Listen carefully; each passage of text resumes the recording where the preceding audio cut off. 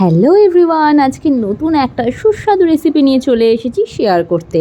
তো আজকে যেটা বানাবো সেটা হলো চিলি চিকেন। তার জন্য প্রথমে ম্যারিনেশনটা ভীষণ দরকার। প্রথমেই কর্নফ্লাওয়ার, একটা গোটা ডিম, স্বাদ মতো নুন, আদা রসুন বাটা, গোলমরিচ গুঁড়ো এবং একটু চাট মশলা। ব্যাস এ কটা জিনিস দিয়ে আমি এখন ম্যারিনেট করে এটাকে 5 থেকে 10 মিনিট রেখে দিলাম। 10 মিনিট হয়ে গেলে ফ্রাইং প্যানে গরম তেল করে তার মধ্যেই এক এক করে কিন্তু চিকেনগুলো আমি ভেজে নেব। তবে ভাজার সময় আঁচটা একটু কম করে নেব যাতে চিকেনগুলো সেদ্ধ হয় ভালো। কড়াইতে তেল বসিয়ে দিয়েছি।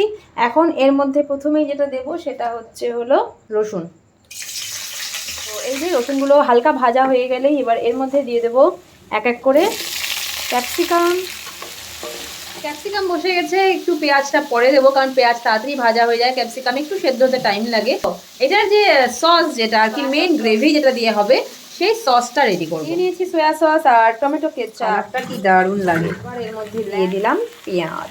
এখানে ড্রাই ফ্রাই তো হয়েই গেছে, সেদ্ধ প্রায় হয়ে এসেছে। এখন এর মধ্যে দিয়ে দিচ্ছি লবণ, এই দিয়ে দিলাম গ্রেভি, দিয়ে দিয়েছি এখানে একটু গরম জল, ফোটানো গরম জল, হ্যাঁ, আর সব শেষে দিয়ে দিলাম ভিনিগারে চোবানো লঙ্কা।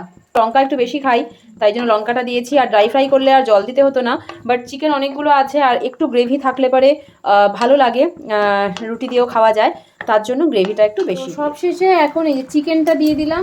এবারে কিন্তু ভালো করে চিকেন আর গ্রেভি মিশিয়ে 10 মিনিট মতন ঢাকা দিয়ে রাখলেই চিলি চিকেন রেডি। ভিডিও ভালো লাগলে প্লিজ সাবস্ক্রাইব মাই চ্যানেল।